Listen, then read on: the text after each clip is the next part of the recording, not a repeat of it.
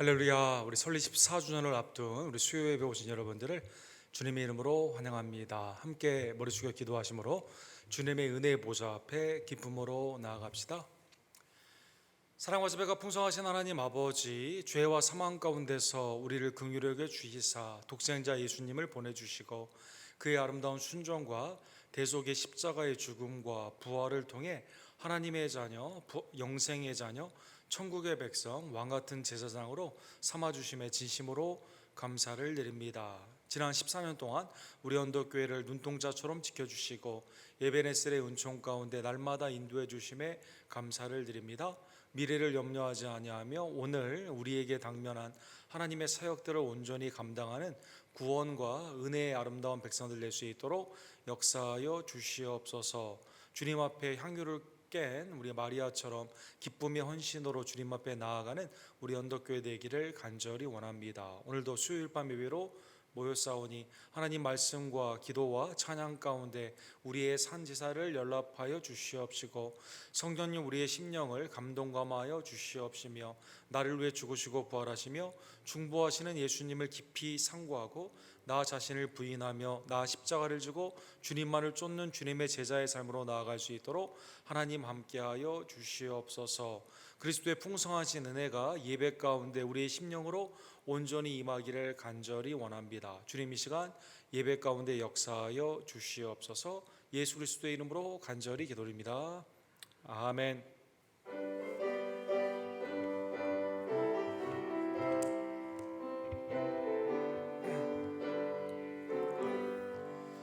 주의 음성을 내가 들으니 사랑한다 말일세. 믿는 마음으로 주께 가오니 나를 영접하소서. 내가 매일 십자가 앞에 더 가까이 가오니 그새 주의 흘린 보배 피로써 나를 정케 하소서. 주여 넓으신 은혜 베푸사 나를 받아주시고 나의 품은 뜻 주의 뜻같이 되게 하여 주소서. 내가 매일 십자가 앞에 더 가까이 가오니 그새 주의 흘린 보배 피로써 나를 정케 하소서.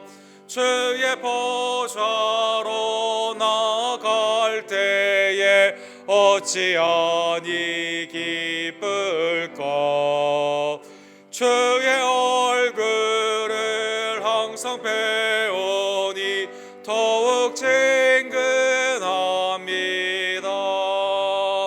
내가 매일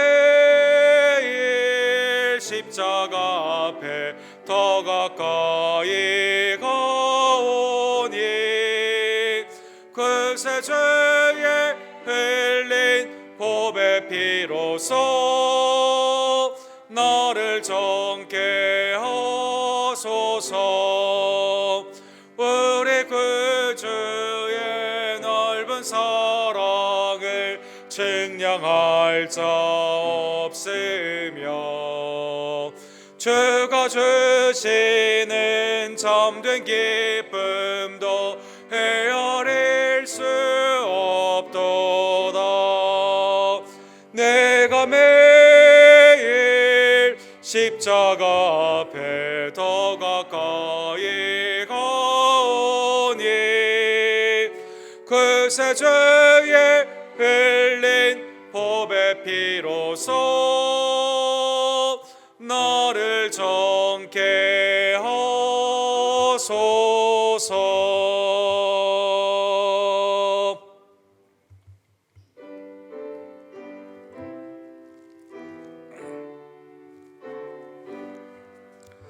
환난과 핍박 중에도 성도는 신앙 지켰네.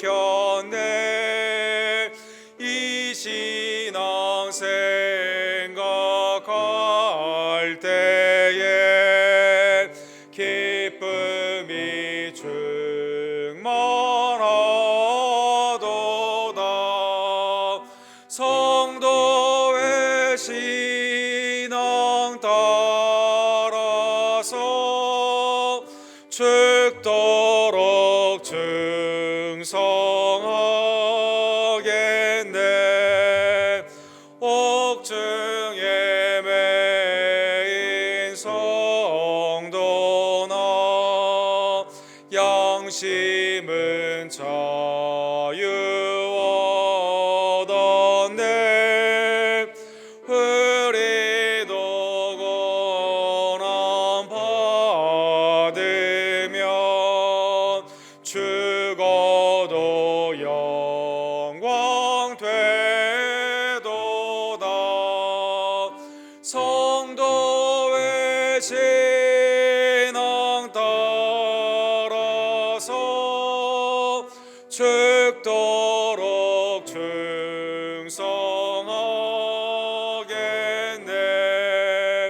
성도의 신앙 본받아 원수도 사랑하겠네.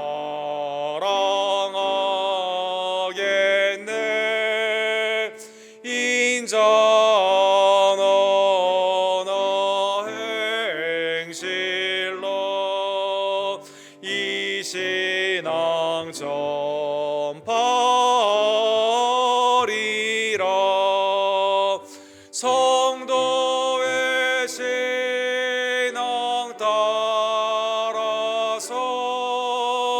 죽도록 충성하겠네.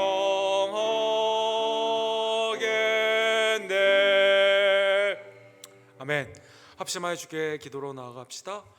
하나님, 우리를 창세전에 택하여 주시며 그리스도의 십자가의 은혜로 대속하여 주시고 성령의 내주하심과 충만하심으로 날마다 우리를 인도하여 주심에 감사를 드립니다. 오늘도 주님의 전에 나와 주님과 대면하는 복된 시간, 나의 죄를 깨닫게 하여 주시옵소서. 주님이 오시는 그날 잘했다 칭찬받는 충성된 일꾼으로 서기를 간절히 원하오니 악하고 게으른 종이 아닌 선하고 충성스러운 종이 되기를 간절히 원합니다. 내게 주신 은사와 달란트와 또 하나님을 향한 아름다운 직분을 귀히 여기며 복음 가운데 온전히 수고하며 애쓰는 주의 종들 낼 수 있도록 하나님 역사하여 주시옵소서.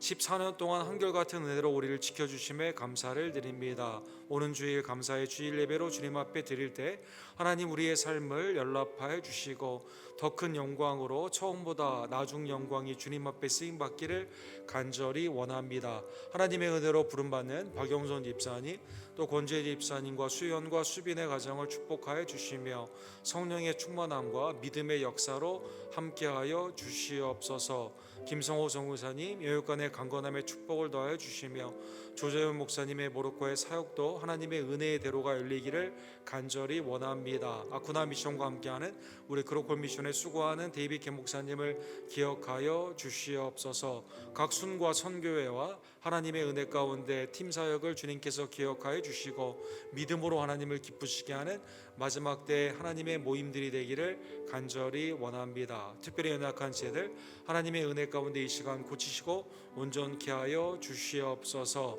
이선봉 목사님, 또 이희종 원사님과 한규 형제, 또 이수연 자매님, 이분이 어머니, 신현아 집사님, 조기호 집사님, 김용호 성도님, 하나님 이 시간 은혜의 장중 안에 붙잡아 주시며 오늘도 그리스도의 은혜를 사모하며 나온 모든 지혜들 가운데 성령의 충만함으로 계약한 우리의 자녀들에게는 하나님의 은혜의 지혜로 이 시간 함께하여 주시옵소서. 주여 삼창 우리 크게 외치고 주께 나갑시다. 주여 주여 주여. 사랑과 자비가 풍성하신 하나님 아버지, 주님의 은혜에 진심으로 감사를 드립니다. 하나님께서 우리를 사랑하여 주시되 독생자 예수 그리스도의 사랑으로 함께하여 주시고 날마다 주님을 벗섬겨 주님의 은혜 가운데 온전케 되게 하심에 진심으로 감사를 드립니다. 세상에 전쟁과 전염병과 기근이 심한 이때 하나님의 나라를 바라보며 믿음 안에서 흔들리지 않고 주님 안에 온전히 뜻을 행하는, 하나님이 보시기에 잘했다 칭찬받는 착하고 충성된 종들이 될 수 있도록 역사하여 주시옵소서. 하나님 댁에 있는 향유를 주님 앞에 깨는 하나님의 헌신자들 되기를 원하며 날마다 주님의 뜻을 상고하며 나 자신을 부인하고 주님만을 시인하며 나아가는 하나님의 십자가의 용사들 되기를 간절히 원합니다. 14년 동안 우리를 지켜주시고 인도해 주심에 감사를 드리며 복되고 감사한 날 주님의 부르심을 받는 박영선 집사님을 축복하여 주시옵시고 그리스도의 은혜 가운데 주님의 나라와 영광을 위해 수고한 남종과 요종들을 이 시간 위로하여 주시고 함께하여 주시옵소서. 우리의 연약한 지혜들을 굽어 살펴 주시며 마지막 날에 다시 한번 소송케 되며 일어나는 귀한 역사가 믿음의 회복함으로 나타나기를 간절히 원합니다. 각 팀과 순교회와 순을 기억하여 주시옵소서. 믿음 가운데 모이기 힘쓰며 저러나 우러나 치우치지 아니하며 성령의 기름을 준비하여 주님이 오시는 그날 잘했다 칭찬받는 하나님의 종들 낼 수 있도록 주님이 시간 귀한 은혜를 더하여 주시옵소서. 우리의 자녀들을 학업 가운데 승리케 하여 주시며 가정의 회복과 교회의 부흥이 주님의 손에 있습니다. 하나님 우리에게 은혜를 베풀어 주시옵소서. 아멘. 자비와 긍휼이 풍성하신 하나님 아버지, 하나님의 은혜 가운데 우리를 구원하여 주시며 날마다 성령의 음성을 들으며 주의 뜻 가운데 온전히 나아가게 하시는 주님의 보호하심과 안위하심과 인도하심에 진심으로 감사를 드립니다. 말세의 증상들이 여러 있는 이때 하나님 우리는 깨어 기도하며 주님이 오시는 그날을 고대하고 성령의 기름을 준비하며 우리에게 맡겨진 달란트와 은사와 직분을 귀히 여기고 주님 앞에 남김이 있는 착하고 충성된 종들 되기를 간절히 원합니다. 하나님의 은혜 가운데 사랑과 선행을 격려하는 주님의 믿음의 공동체 될 수 있도록 역사하여 주시옵소서. 에베네셀의 은혜를 추억하며 미래를 주님의 손에 의탁하고 주님의 아름다운 소명 가운데 부름받은 박영선 집사님에게는 성령의 충만함과 또 우리 모든 직분자와 성도님들 가운데는 하나님의 비전과 사명 가운데 하나님이 우리에게 주시는 시대적인 아름다운 사명을 감당하는 주님의 교회가 될 수 있도록 역사하여 주시옵소서. 연약한 우리 교회 지체들은 소송의 은혜를 더하여 주시며 믿음의 자리로 다시 한번 나올 수 있는 복된 하나님의 은혜의 역사가 나타나기를 간절히 원합니다. 하나님 우리의 자녀들에게 믿음을 전수해주는 복된 가정 될 수 있도록 역사하여 주시옵소서. 생업 가운데 승리할 수 있도록 하나님만을 상고하는 청지기의 사명을 더하여 주시옵시고 하나님의 은혜의 말씀으로 하나가 되며 기도 가운데 동역하며 성령으로 일하는 하나님의 종들로 주님 우리 언덕교회를 써주시고 친히 축복하여 주시옵소서. 예수 그리스도의 이름으로 간절히 기도드립니다. 아멘. 하나님의 은혜의 말씀은 오늘은 사무엘상 16장 17절에서 23절 악신이 임한 사울과 다윗에 관련된 비유의 말씀을 우리가 함께 상고하기를 원합니다. 사무엘상 16장 우리 17절부터 한 절씩 교독하기를 원합니다. 사울이 시나에게 이르되 나를 위하여 잘 타는 사람을 구하여 내게로 데려오라 하니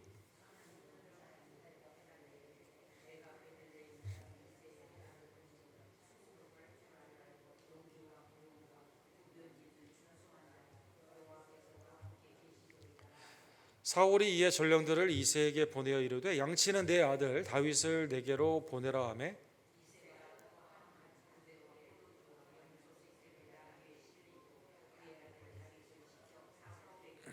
다윗이 사울에게 이르되 그 앞에 모셔서매 사울이 그를 크게 사랑하여 자기의 무기를 든 자로 삼고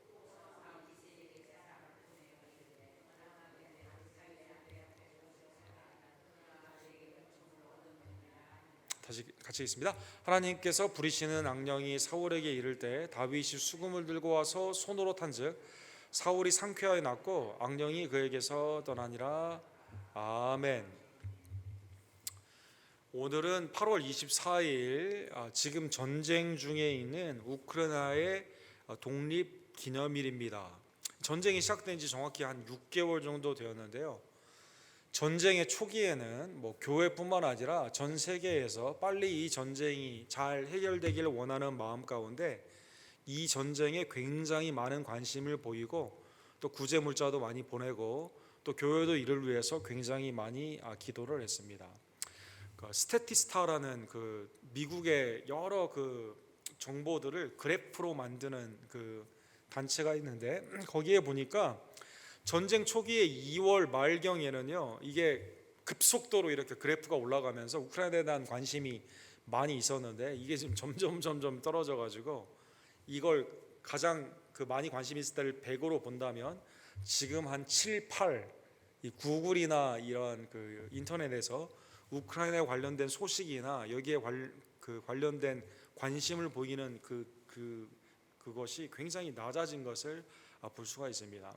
그러나 여전히 전쟁 중에 있고 교회는 핍박을 받고 있고 많은 사람이 이렇게 희생되는 가운데 우리 교회의 모든 성도님들은 이 나라를 마음에 품고 계속 기도하며 우리는 관심을 가져야만 될 것입니다.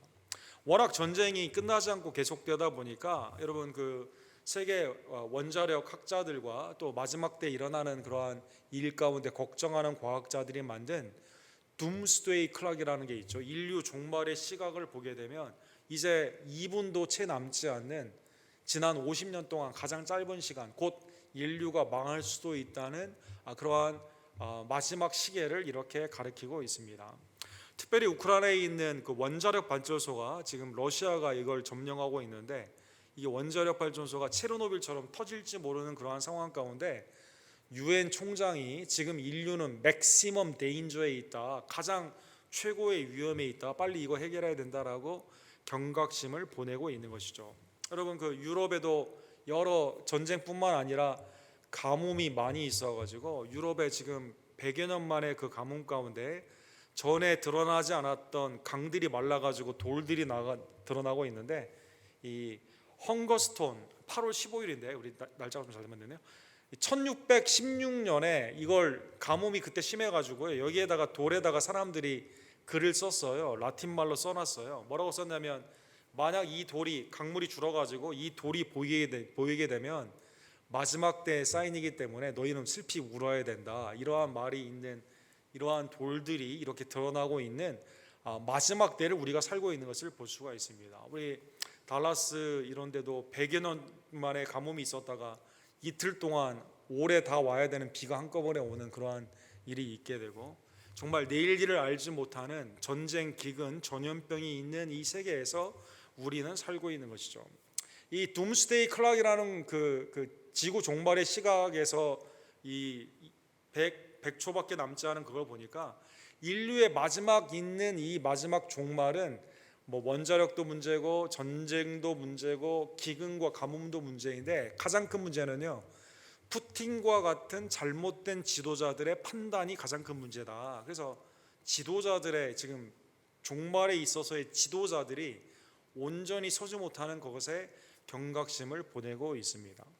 사랑하는 성도 여러분, 오늘 본문에 보면 하나님께서 세운 지도자 사울이 잘못된 방향으로 계속 나아가는 그러한 가운데 있었던 사건 하나를 우리에게 알려주시게 됩니다. 지난주에 본 것처럼 하나님께서는 이제 외모를 보시지 아니하시고 중심을 보시면서 이세의 막내 여덟째인 이 다윗에게 기름 부음을 허락하여 주시게 되는 것이죠. 사무엘상 16장에서 베들레헴 가정에서 이제 16장 초반부에 다 지나가게 하고 엘리압이 키가 크지만 하나님의 외모를 보지 아니하시고 그 자리에 없었던 양을 치고 있던 목자였던 다윗을 불러서 외모가 준수한 그러한 모습 가운데 하나님이 그에게 이 사람이다라고 하는 그 영감 가운데 기름 부음을 붓게 됩니다. 기름 부음을 붓게 된 그 사건 가운데 16장 13절에 이렇게 되어 있죠. 이날 이후에 다윗이 여호와의 영에게 크게 감동되니라. 하나님의 영 가운데 이제 다윗이 하나님의 새로운 왕으로 이때 아마 10대 정도 나이가 됐을 텐데 이때 기름 부음을 받게 되는 것이죠. 세 번의 기름 부음이 있는데요. 두 번째는 유다 지파와 북이스라엘 나머지 11지파가 전쟁을 하게 되지 않습니까? 먼저 헤브론에서 유다 지파에서 기름 부음을 받게 됩니다. 사무엘하 2장에 나와 있습니다. 그 다음에 전쟁에 승리한 후에 사무엘하 5장에 보면 다시 헤브론에서 이번에 12지파가 다 모인 자리에서 기름 부음을 받게 됩니다. 오늘 본문 16장 후반의 사건은 일단 사무엘을 통해 개인적으로 가정에서 기름 부음을 받았습니다. 그러나 사울은 알지 못하는 것 가운데 유다 지파가 다 아는 상태에서 기름 부음을 받기 전에 있었던 하나의 사건이 오늘 본문에 나와 있습니다. 성령이 다윗에게 임하여 주셔서 감동으로 이 일을 하고 있는 그때 사무엘상 16장 14절과 15절에 보면 여호와의 영이 사울에게서 떠나고 여호와께서 부리시는 악령이 그를 번뇌하게 한지라 사울의 신하들이 그에게 이르되 보소서 하나님께서 부리시는 악령이 왕을 번뇌하게 하오사운즉 번뇌한다, 근심이 끊이지가 않는다는 그러한 의미이죠. 계속되는 걱정을 표현한 히브리 단어가 사용이 되고 있습니다. 사울이 왕인데 뭐 걱정할 게 뭐가 있겠어요. 사랑하는 성도 여러분, 하나님의 기름 부음을 받았고 하나님을 앙망하며 믿음 가운데 나아가면 걱정할 일이 없겠죠. 그러나 사울은 하나님의 제사를 멸시하죠. 선지자의 말을 듣지 않습니다. 백성 가운데 자기가 왕됨으로 나아가지 못하고 비겁하게 지금 전쟁에서 뒤로 있는 상황 가운데 자기의 왕위, 사람들이 나를 어떻게 보느냐, 사람들이 나를 외모 가운데 어떻게 왕으로 지금 인정하느냐 안 하느냐, 거기에만 관심이 있기 때문에 하나님의 허락 하에 오늘 본문에 보면 악령이 그에게 임함으로 말미암아 걱정이 끊이지가 않는다는 것입니다. 주로 자기에 관한 걱정이죠. 물론 본문에 보면 사울 왕의 신하들도 이걸 보면서 알았습니다. 왕이 걱정할 일이 없는데 걱정하는 거 보니까 오늘 본문에 보면 하나님께서 부리시는 악령이 왕을 범죄하게 했구나, 번뇌하게 했구나. 백성들도 지금 알고 있는 상황에서 왕의 정신 상태가 지금 온전하지가 않다라는 것입니다. 물론 오늘 본문에 보면 하나님의 조건 하에서 컨트롤되고 있는 거예요, 악령이. 그래서 악령이 사울을 완전히 포제스했다, 소유했다, 그렇게 말하기는 어렵습니다. 왜 그러냐면 역대상 21장 1절에 보면 다윗도 사탄의 영향을 받을 때가 있었습니다. 사탄이 일어나 이스라엘을 대적하고 다윗을 충동하여 이스라엘을 계수하게 한지라. 이게 이제 큰 범죄가 되지 않습니까? 다윗도 성령의 충만함 가운데 있지 못할 때는 사탄의 악한 영의 영향을 받은 적이 있어요. 그래서 오늘 본문에 보면 하나님께서 완전히 사울을 버리셔가지고 그 구원이 없는 완전히 사탄의 소유로 만들어, 이런 뜻이 아니라 사울에게 있어서 회개의 기회를 계속 주시는 거죠. 그러한 징계의 의미에서 하나님의 컨트롤 하에서 사탄이 그때 일하게 했다라는 것입니다. 예를 들면 욥기 1장 12절에 보면 천상의 코트에 하나님과 함께 사탄이 그 가운데 있는 것을 볼 수가 있어요. 여호와께서 사탄에게 이르시되 내가 그의 소유물을 다 내 손에 맡기노라. 욥이 조건 가운데 하나님을 섬기는 거지, 조건을 제거하면 재물 아니면 건강, 자녀, 이걸 제거하면 하나님을 저주할 것이다. 신앙이 하나님의 은혜 가운데 감사함으로 되는 게 아니라 상황적으로 조건 가운데 있는 것이다. 이 좋은 조건을 제거하면 하나님을 저주할 것이다. 아닌 게 아니라 아내가 그렇게 말하잖아요. 주신 이도 하나님이시고 가져가신 이도 하나님이다라고 말을 하게 되었을 때 아예 그냥 아내가 저주하고 죽으라고 말하지 않습니까? 이때 이제 이것이 욥은 몰라요. 그러나 위의 영적인 하늘에서는 하나님이 사탄을 제어하는, 이게 동등한 힘이 아니라 하나님이 위에서 부리시는 거죠. 다만 그의 몸에는 내 손을 대지 말리라. 사탄이 곧 여호와 앞에서 물러가니라. 사탄이 제한적으로 심지어 욥이다 하더라도 하나님이 보시기에 의롭다 칭함을 받은, 하나님의 은혜를 받은 욥이라 하더라도 잠시 동안 징계와 시험 가운데 허락할 때가 있다는 것입니다. 계시록 20장 10절에 보면 그러나 궁극적으로 사탄 마귀 악한 영은 불순종하는 자와 더불어 영원한 지옥의 심판을 받게 됩니다. 또 그들의 미혹하는 마귀가 불과 유황못에 던지리니 거기는 그 짐승과 거짓 선자도 있어 세세토록 밤낮 괴로움을 받으리라. 하나님이 부르시는 잠시 동안 일시적으로, 그러나 궁극적으로는 하나님이 심판하게 되어 주신다라는 것입니다. 자, 이제 너무 걱정이 이렇게 많이 있고 번뇌라는 단어, 끊이지 않는 그러한 염려 가운데 이 부하들이 제안을 합니다.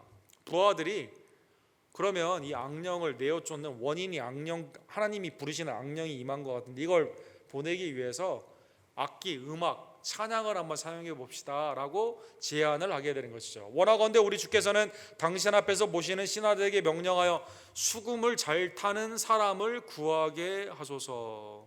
하나님께서 부르시는 악령이, 여기도 또 한번 강조되어 있어요. 신하들도 다 아는 겁니다. 왕이 온전하게 섰으면 이럴 일이 없는데 하나님이 떠나 있는 상황에서, 하나님을 경외하지 않는 상황에서 하나님이 그에게 부르시는 부리는 사탄으로 지금 잠시 훈련시키고 있구나. 이 신하들도 아는 거죠. 그의 손으로 타면 왕이 나으리라 하시느니라.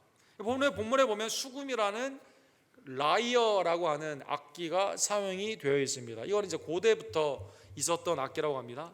지금도 고고학적으로 BC 2500년경부터 이미 우루 지역에서 이 악기를 사용하게 되었는데 적게는 줄이 6개, 많게는 20개 현을 가지고 타는 것이죠. 그래서 오른쪽에 보면 이스라엘 당시에 다윗이 아마 그 당시에 있었던 이 수금을 재현한 이 제품이 있는데 이러한 것으로 악기를 뜯는 것으로 이렇게 볼 수가 있습니다.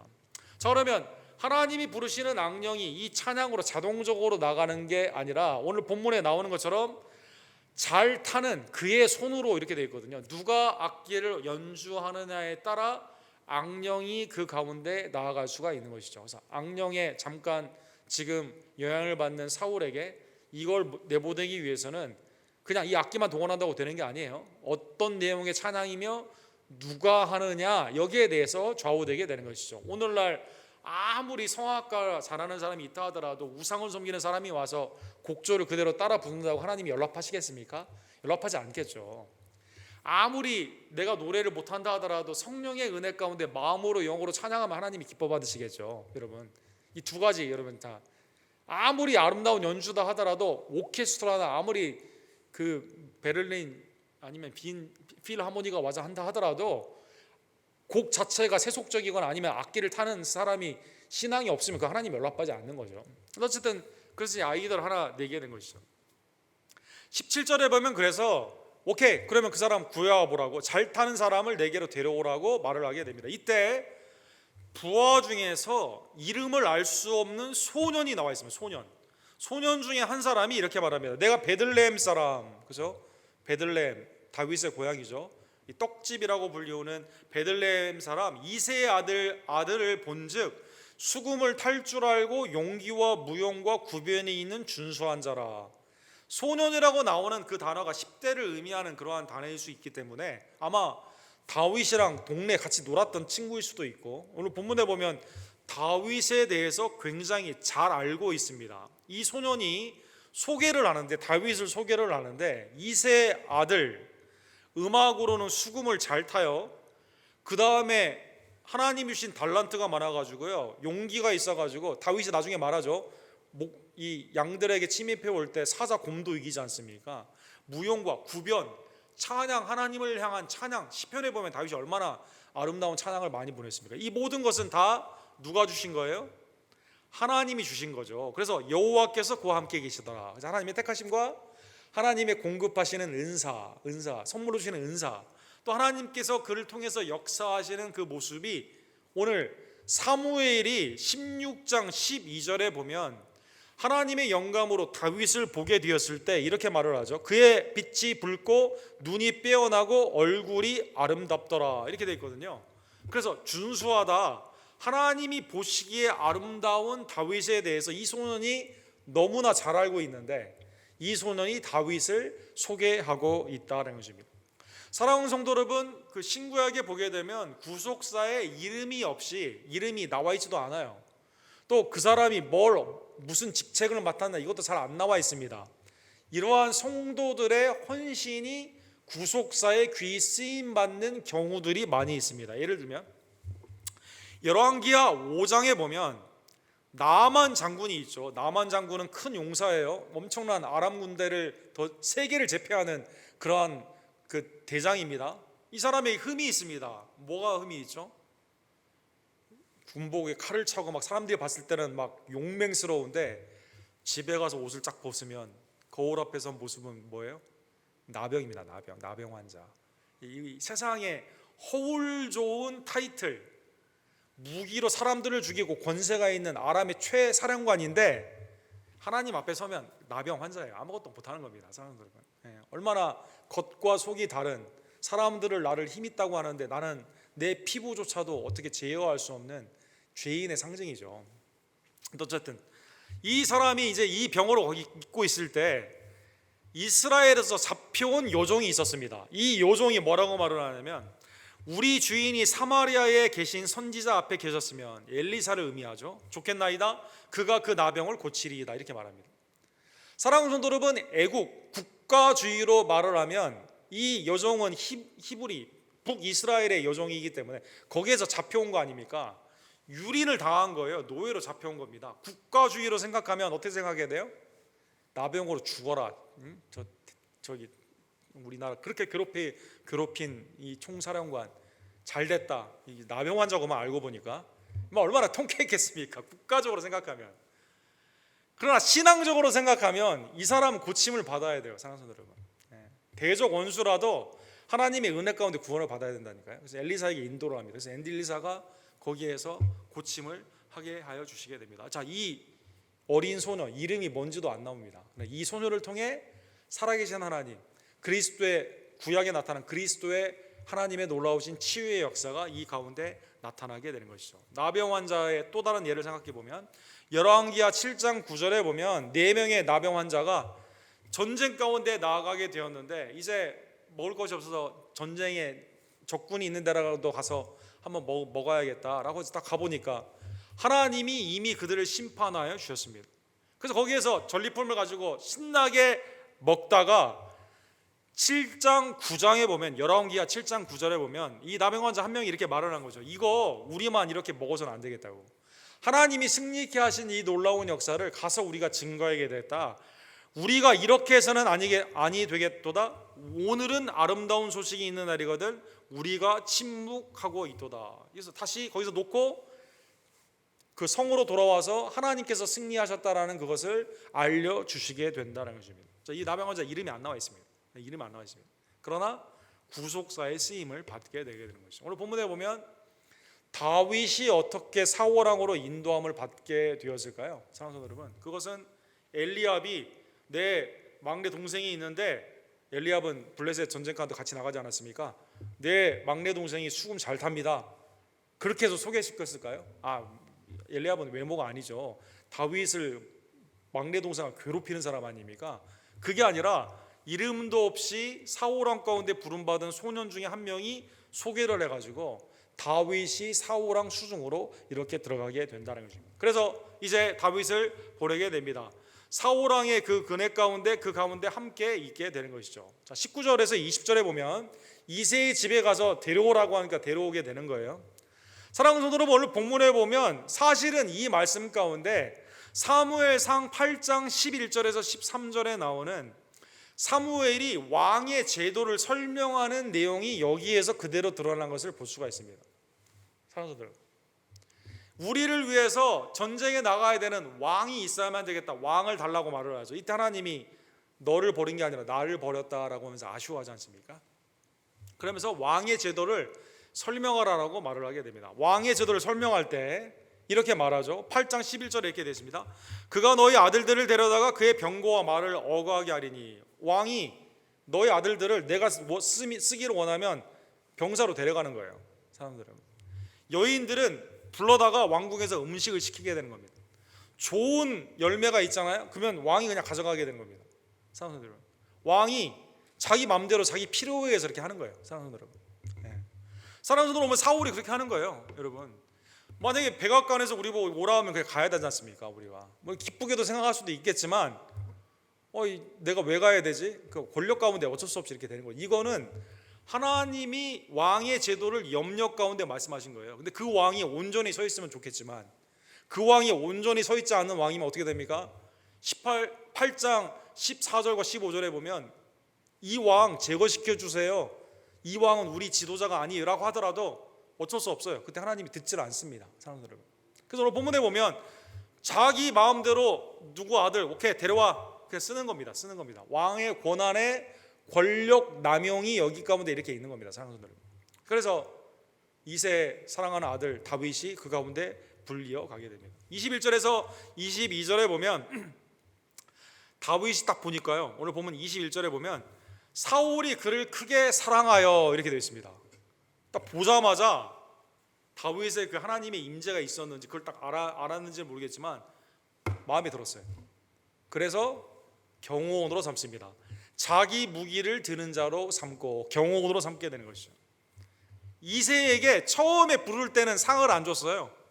이때 22절에 보면 이새에게 보내가지고 다윗을 내 앞에 모셔 서게 하라. 그가 내게 은총을 얻었느니라. 이때 완전히 이새에게 이제 네 아들 내가 이제 쓴다. 계속 이렇게 쓴다. 이렇게 말을 하여 주게 된다는 것입니다. 오늘 본문에 보면 사울이 그를 크게 사랑했다 이렇게 나와 있습니다. 첫 번째 보자마자 그냥 사랑한 거예요.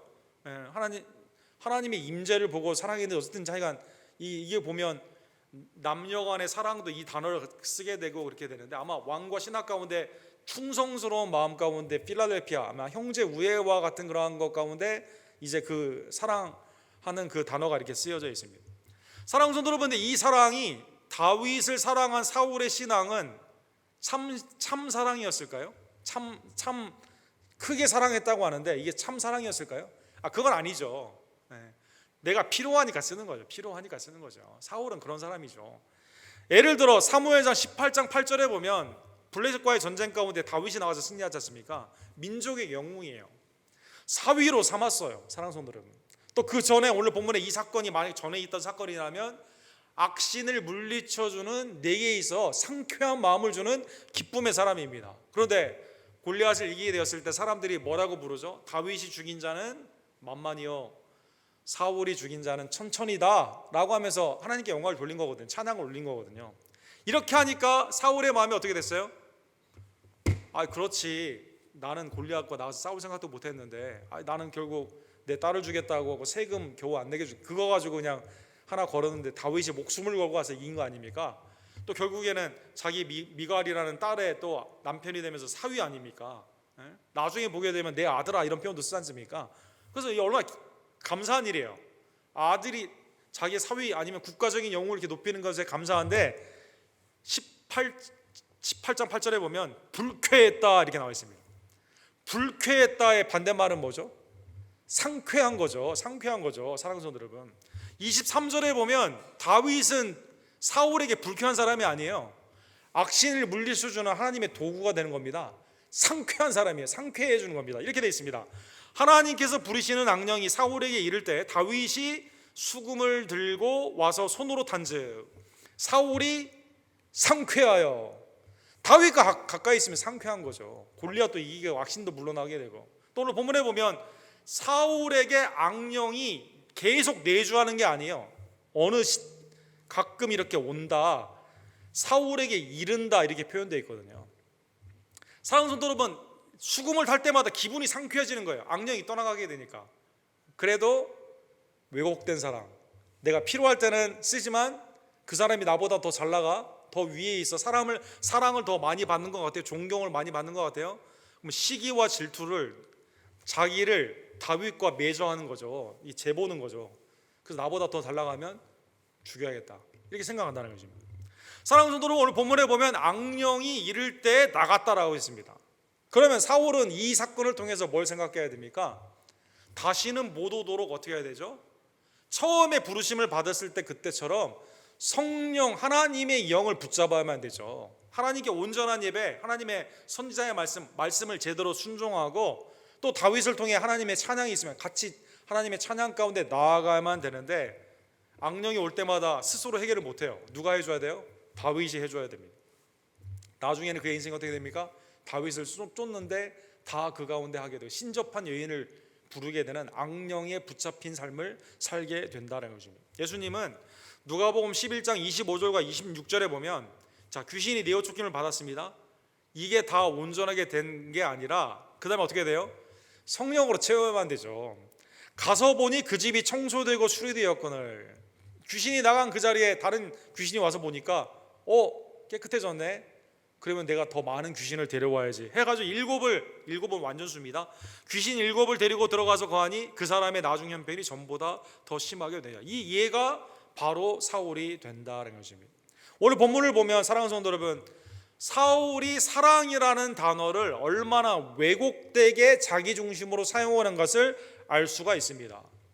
우리도 사랑, 누구랑 친하다, 누구를 사랑한다, 아니면 내가 뭘 좋아한다, 이 관계 가운데 쓰는 이 단어를 다 자세히 살펴보게 되면 우리도 내 개인적으로 사용할 때가 많다라는 것입니다. 주님 그리스도시요 살아계신 하나님의 아들이다라고 생각을 했지만, 고백을 했지만, 주님이 십자가 가운데 예루살렘에 가야 된다는 그걸 들었을 때 베드로는 그렇게 하면 안 됩니다. 예수님이 뭐라고 말하죠? 사탄아 내 뒤로 물러가라. 하나님의 일을 생각하는 게 아니라 뭘 생각하는 거예요? 사람의 일, 베드로 자신을 생각하는 거예요. 사랑하는 여러분, 믿음이 왜곡된 거죠. 사랑이 왜곡된 거죠. 디모데후서 3장 2절에 보면 하나님의 은혜 가운데 우리에게 주신 그 사랑은 그리스도의 속죄의 사랑으로 아가페 온전한 이타적인 사랑이 되어야 되는데, 말세의 때가 이르게 되면, 고통의 말세의 때에는 사람들이 자기를 사랑하며 돈을 사랑하며 자랑하며 교만하며 비방하며 부모를 거역하며 감사하지 아니하며 거룩하지 아니하며 무정하며 원통함을 풀지 아니하며 모함하며 절제하지 못하며 사나우며 선한 것을 좋아하지 아니하며 배신하며 조급하며 자만하며, 그 다음에 쾌락을 사랑하기를 하나님을 사랑한 것보다 더한다. 자, 같은 사랑이 쓰여져 있어요. 관계가 다른 거죠. 하나님 안에 있는 구속의 사랑이 아니라 나 자신, 다른 사람을 이용하는 자신, 이기적인 사랑입니다. 돈이나 아니면 쾌락을 살아가는 그 가운데 완전히 왜곡된다는 것입니다. 사울의 패턴을 보면 다윗을 크게 사랑했다 이렇게 되어 있습니다. 크게 사랑했다. 그런데 18장에 보면 아까 말씀드린 것처럼 바로 다윗을 시기하게 됩니다. 인기가 더 좋아지게 되니까. 24장 이후에는 다윗이 몇 번 살려주기도 했지만, 또 요나단하고 다윗은 서로 목숨을 걸고 사랑하는 그 우정의 아주 표본 아닙니까? 또 자기 사위 아니에요. 아들의 가장 친한 친구이고 사위임에도 불구하고 민족적 영웅인 자기의 은인인 다윗을 위해 그의 인생을 허비하게 됩니다. 28장에 보면 신접한 여인을 구하게 됩니다. 31장에 보면 사람들이 나를 무할레 자에게 죽었다라는 오명이 있을까봐 스스로 자기의 목숨을 끊게 된다는 것입니다. 사울은 하나님이 수많은 기회를 주셨지만 회개하지 아니하며 악신에 붙잡혀 있으며 신접한 여인에게 찾아가게 되는, 성령으로 시작했다가 육체로 마치는 대표적인 왜곡된 사랑의 사람이다라는 것입니다. 우리는 그래서 언제나 사울의 생각 가운데 그의 겸손한 시작 험블 비기닝에서 왜 이렇게 끝나게 되었는가, 교만으로 멸망하게 된 것을 반면 교사로 삼으며 여러분과 저는 하나님의 은혜 가운데 언제나 하나님의 은혜를 감사하며 겸손으로 주의 일을 향하는 주의 종들 되기를 간절히 원합니다. 사랑하는 성도 여러분, 하나님께서는 감사하게도 우리에게 영원토록 내주하시는 성령을 허락하여 주셨습니다. 악한 자가 우리를 미혹한다 하더라도 성령의 음성을 들으며 말씀과 기도로 이길 수 있는 하나님의 은혜의 백성이 되었다는 것입니다. 디모데전서 3장 6절과 7절에 보면 이렇게 되어 있습니다. 우리 구주 예수 그리스도로 말미암아 우리에게 그 성령을 풍성히 부어주사, 그 다음 다 같이 읽겠습니다. 우리로 그의 은혜를 힘입어 의롭다 하심을 얻어 영생의 소망을 따라 상속자가 되게 하려 하심이라. 우리의 구원이 어떻게 온 거예요?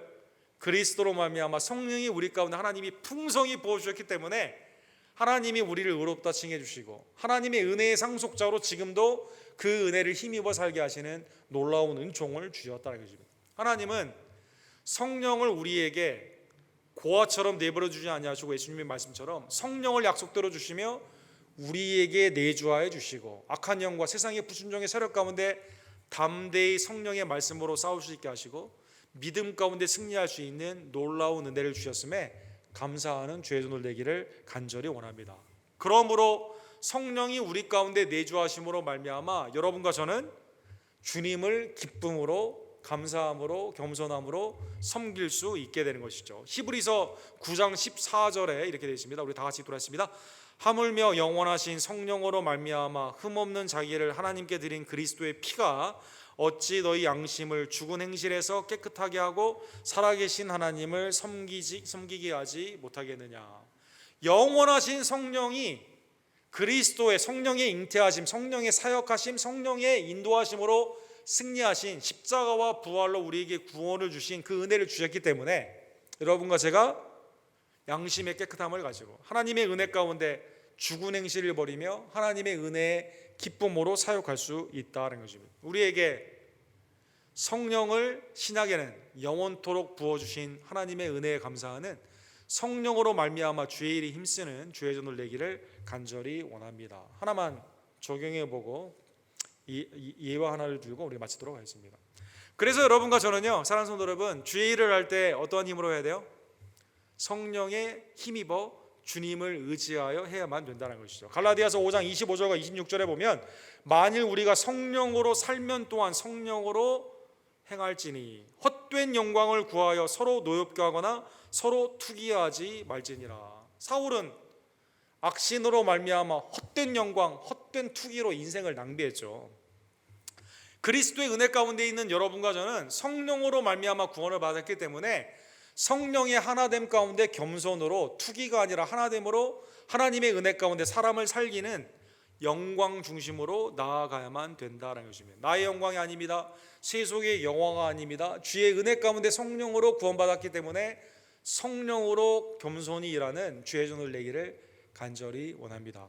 여러분, 크리스천 대통령 중에서 가장 신앙이 많은 대통령들이 하나님을 믿는다고 하고 하지만 좀 신앙이 불투명한 분들도 좀 많이 있지 않습니까? 그 윤리를 보고 가정을 보면 알 수가 있는데, 그래도 이제 역대 미국 대통령 중에서 그래도 가장 신앙적으로 지금까지 존경을 받는 대통령 당시보다 대통령 은퇴 후에 더 많은 영향력이 있는 크리스찬 대통령을 말을 하면 지미 카터 대통령을 생각해 볼 수가 있습니다. 지금도 뭐 연로하신데 막 집 고치다가 그 헤비테프 휴미니티 집 고쳐주는 일하다가 넘어져가지고 다쳐가지고 그런데도 아주 지금도 뭐 어린이들 가르치는 교사하시고 아주 너무 훌륭한 아주 그 대통령이시죠. 이분이 쓰신 Why Not the Best라는 자서전이 있습니다. 자서전. 이 자서전은 그가 이제 해사를 나온 후에 해군 출신이거든요. 해사를 나온 후에 이제 그 함정에 타게 되었습니다. 함정에 타게 되었는데 그 함장이 누구였냐면 오른쪽에 사진에 나오는 헤이먼 리코버라는 그 함장입니다. 이분이 이제 1986년도에 초청하셨는데 이분도 크리스찬이에요. 이분이 이제 이 함대를 이끌면서 이제 소위를 단 지미 카터를 이제 인터뷰를 하게 되는 것이죠. 인터뷰를 하게 되는데 이렇게 말을 합니다. 오케이, 너 해군 사관학교에서 어떻게 했냐고. 그러니까 지미 카터가 이렇게 말합니다. 820명 중에 59등으로 졸업했습니다. 59등으로 졸업했습니다. 그러니까 굉장히 잘한 거죠. 탑 10%, 탑 6% 정도 되니까 굉장히 잘한 거죠. 820명 중에 59등으로 졸업했습니다. 이렇게 말합니다. 근데 카터가 거기서 멈추지 않고 더 막 자랑을 하고 싶은 거예요. 내가 그런데 더 조금만 잘했으면 1등으로도 탑 1%로도 졸업할 수 있었는데 대충 했는데도 이렇게 내가 잘했습니다. 자랑을 했습니다. 이때 이 헤이먼 리코버가 아주 유명한 말을 했습니다. Why not the best? 그럼 왜 최선을 다하지 않았냐? 지미 카터는 내가 최선을 다했으면 더 잘했는데 대충 했는데 이 정도 내 실력을 자랑하고 이렇게 한 거예요, 여러분. 근데 이 리코버 이 함장이 아주 이게 유명한 일화죠. 이 책 이름도 되지 않았습니까? 그러면 왜 최선을 다하지 않았느냐? 이게 그 유명한 미국의 회사에서 질문을 하는 릭 오버 테스트라고 하는 이분이 세운 하나의 가이드라인이 되었습니다. 그래서 지미 카터가 거기에 너무 큰 충격을 받아가지고 내가 최선을 다했어야 되는데 최선을 다하지 못했구나. 이제 그걸 후회하면서 그 다음부터는 모든 순간마다 최선을 다하기 위해 힘썼다고 합니다. 사랑하는 여러분, 질문을 우리는 이렇게 바꿔볼 수가 있겠죠. 하나님께서 여러분과 저를 주님이 심판대에서 여러분과 저에게 질문할 수 있겠죠. 그때 왜 성령으로 하지 않았냐? 성령으로 하지 않았냐? Why not the Holy Spirit?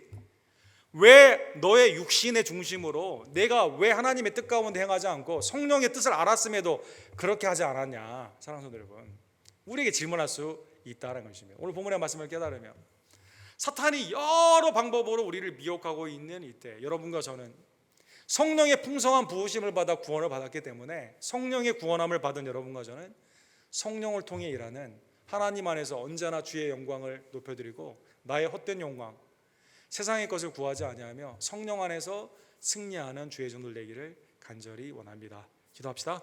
사랑과 자비가 풍성하신 하나님 아버지, 주님의 은혜에 진심으로 감사를 드립니다. 하나님, 나를 긍휼히 여기시사 세상의 헛된 영광 속에 있는 우리의 멸망의 삶에서 이제는 그리스도를 통한 성령 안에 하나님께 영광을 돌리는 놀라운 새 창조의 하나님의 자녀의 왕같은 제사장의 직분으로 구원받게 하여 주심에 감사를 드립니다. 성령으로 구원받았기에 성령으로 행하며 사는 하나님의 백성들 될 수 있도록 역사하여 주시옵소서. 성령으로 시작한 우리의 신앙이 온전히 육체로 마치는 것이 아니라 성령으로 마치는 주님의 성령 충만의 백성들 될 수 있도록 하나님 역사하여 주시옵소서.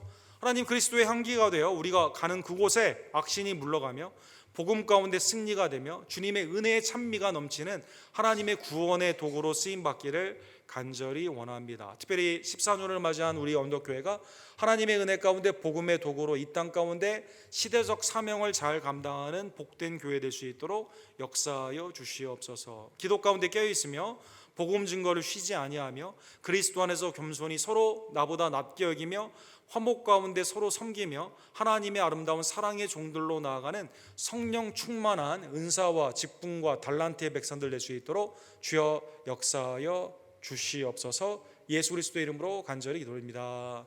아멘. 주신 말씀을 기억하시면서 263장 우리 함께 사십시다.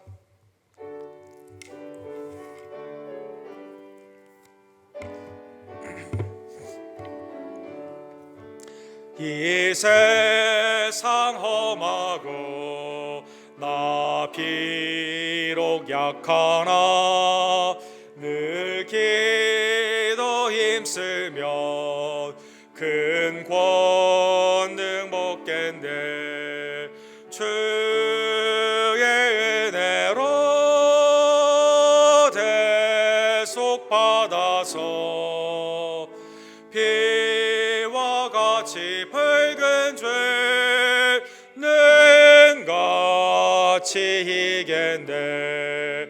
주님의 권능을 한없이 그오니 돌 같은 내 마음 곧 녹여 주소서. 주의 은혜로 대속받아서 피와 같이 밝은 죄는 같이 이겠네. 내 마음이 약하여 늘 넘어지오니 주 예수 힘주사 굳세게 하소서. 주의 은혜로 대속받아서 피와 같이 밝은 죄는 같이 이겠네.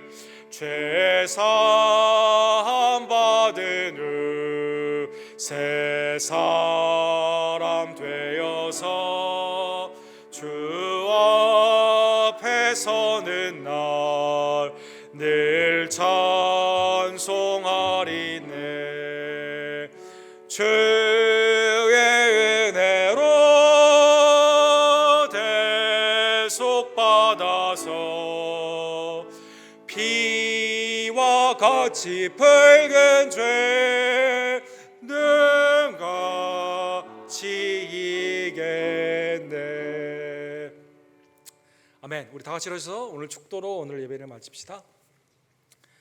지금은 하나님과 본체가 같으시지만 자기를 비워 이 땅에 강림하시며 십자가까지 겸손으로 낮아지셔 우리를 위해 생명을 들여주신 우리의 유일한 구원주 예수 그리스도의 은혜와 홀로 영광을 받게 합당하신 아버지 하나님의 극진하신 사랑하심과 성령 하나님의 우리에게 임하여 주시고 내주하시며 영원토록 역사하시는 놀라운 은혜가 매일의 삶 가운데 헛된 영광을 구하지 아니하며 성령으로 구원받았기에 성령으로 살기를 원하며 그리스도의 복음을 증거하며 주께 영광 돌리기를 간절히 원하는 사랑하는 언덕교회 성도님들 머리 위에 그들의 최선의 성령 안에 있는 삶 위에 지금부터 영원토록 함께 있을지어다. 아멘.